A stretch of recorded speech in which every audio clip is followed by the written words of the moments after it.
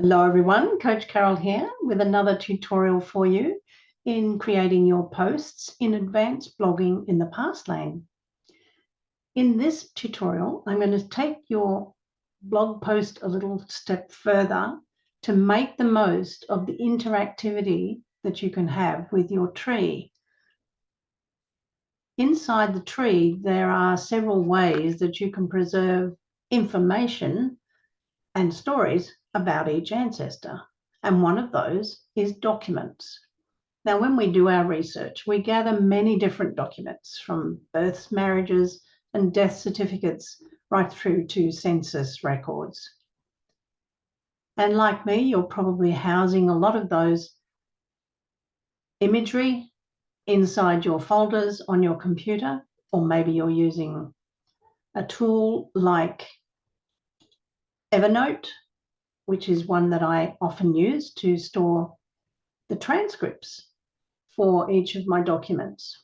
And I usually get those transcripts for those primary records directly from Find My Past. But that's another story. What I want to share with you today is a way in which you can link to those documents from within a blog post that you're creating about an individual, a couple, or a family group. And I'll step you through the process of not only creating the documents, but also how you can then link those inside a blog post. So I'll set that up for you now and be right back with that demonstration.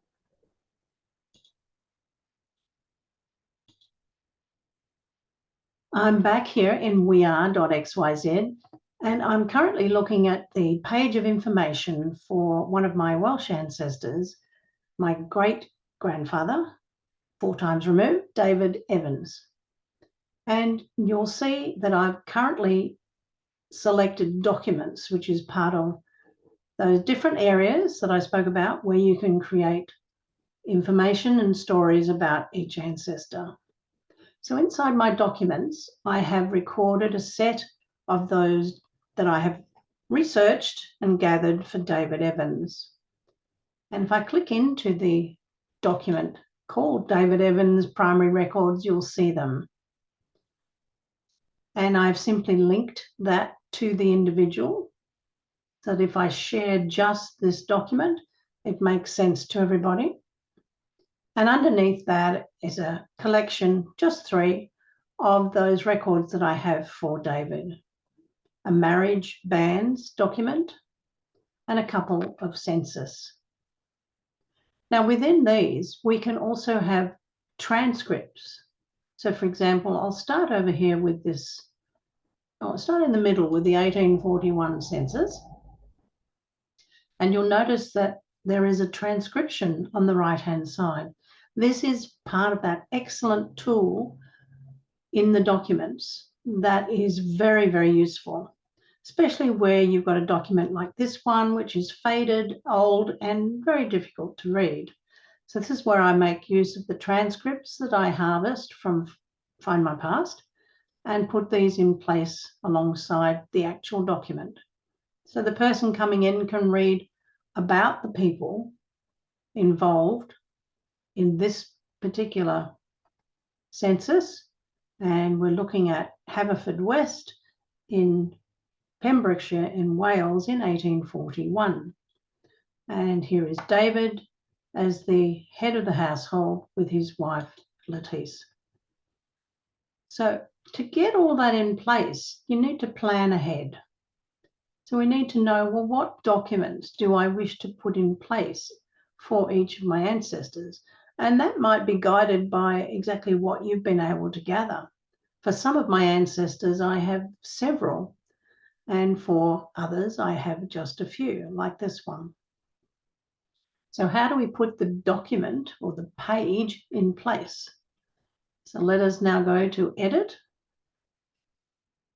And you'll see how we can easily add a page image. Now it looks a little bit different to the way others do in WeAre, because it gives you this extra thing called Edit Page Images, which are the ones you just saw.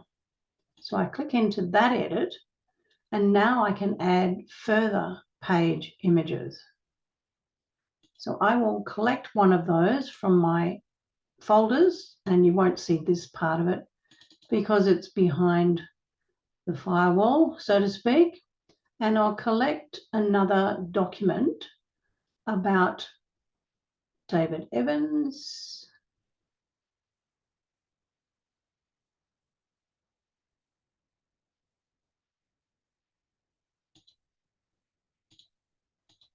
And put that in place. And you'll see now I can add that media by clicking on the Add Media button. Now I have 4 primary records, and this one is an image of a census that has been expanded, just so that you can read it in more detail. Once I've got the pages in place, I can save and close. But while I'm here, I can also move these around into their order. So, for example, I can pick that one up and place it here, and then save and close. Then I publish. Now that's an important step because that allows you to then come back to put any transcript in place that you want for any of your documents. So this is actually a close-up of the 1841 census that we saw here. So now if I click into it, you'll see the place where I can add the transcription.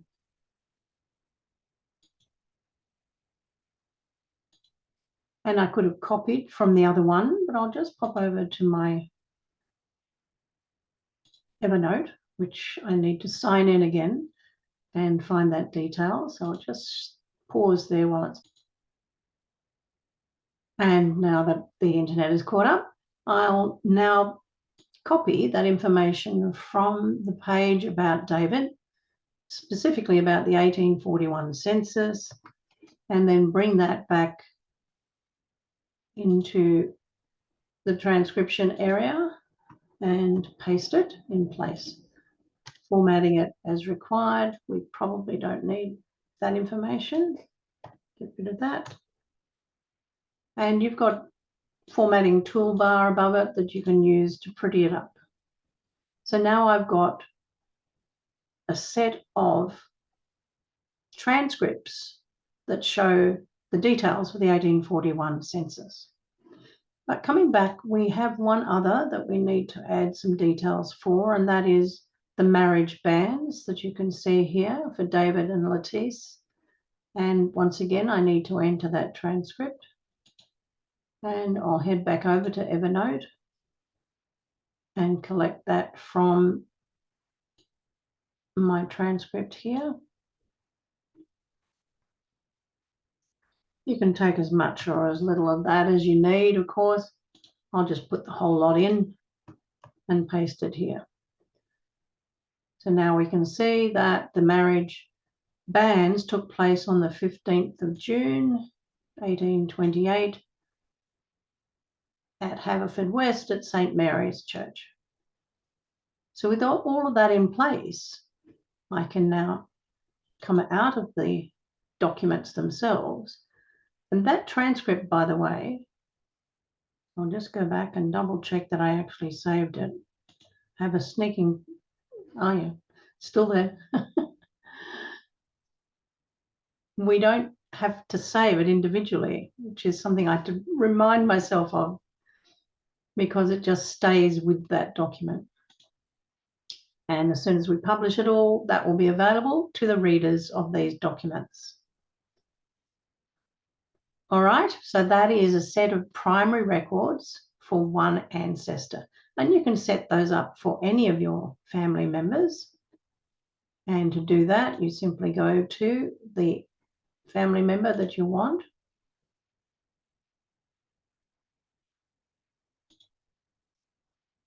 Select Documents. And then begin by uploading the document. you would then give it a name, and I suggest that you call it something quite simple, like, in this case, George Robinson, primary records. And then you'll see that link, add page images, and then you go forward and add all of those images in place. And you can do that in a collection. You don't have to do them one at a time. It will actually pick up several of your primary record images and put them in place in one go. All right, so that's the first step in this tutorial, and that is creating that set of documents for your ancestors. And the whole reason we're doing this is so that we can add them into our blog posts. So that one is ready for me to do another time. So now we're going to move over to the blog post and find the place where we're going to add the details, or the documents, I should say, for that ancestor into the blog post. So I'm in the editing page of this blog post, and you'll see here that I've already done this for Lettice, his wife. So the process that we do here is we highlight the text, find the toolbar just above, and select from it the document that we're looking for. And if we put it in place, it should show here in the list of available documents for this family tree. This is the one I want, David Evans, primary records, that we just created, and we'll update the link. Scroll back to see how it's done with that, and it automatically puts in place the heading along with the link. So when a reader comes in to look at this blog post, they can click that link to see all the primary records to do with David and Lettice. And sometimes I notice there's a little glitch there, so watch out for stray spaces as they might pop up for you too. Now I've done the same for Mary Evans and also for George Robinson. So now that we have all of that in place, we can publish a new draft. And when that's done, we'll just head over to the blog and view it as if I was a reader and check those links. This is always a good thing to do. Check that everything's working. So to view the blog, and this is the address that you would send your reader to, and you could send that via email. You can do that by sharing the blog here, which gives you the same process.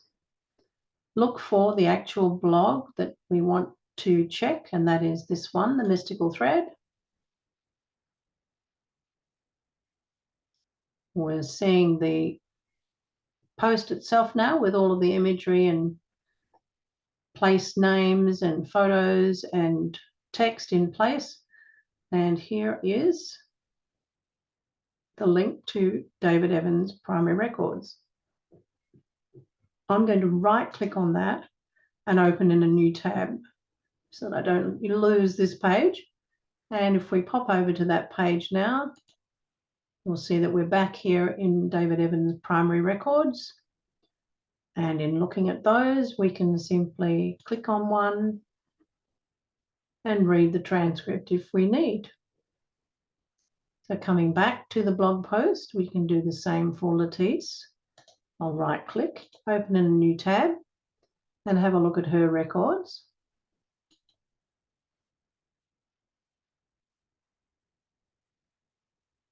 I have a few more for Lettice, her birth, her baptism, along with the marriage to David, and 3 census. And each one of these has their transcript. At least I hope I've done that. Let's just pop into the first one and double check. Yes, here we go. This is the baptism of Lettice, daughter of George Day and Elizabeth. And you'll see that about 3/4 of the way down on that image on the left-hand side where you see day. Right, coming back to the blog. And we have the primary records for Mary Evans and for George. What that allows us to do is to not have the blog itself cluttered with many of those primary records. So I've removed a couple of those, knowing that people can see them inside the documents. And all the way to the bottom of our blog, we can see our sources as we put them in place. So that's it. That's how you can ensure that you're making the most of the interactivity between the blog and your ancestors. I enjoy making these types of blog posts and thinking my way through what I want the reader to read and to link to. So a bit of planning in the first place is always the best way to tackle these. Have a go at this. Create some documents in your WeAre archive for some of your ancestors. Try out the transcripts and then try linking to the documents from a post in your blog. That's all for now. I'll be back with more later.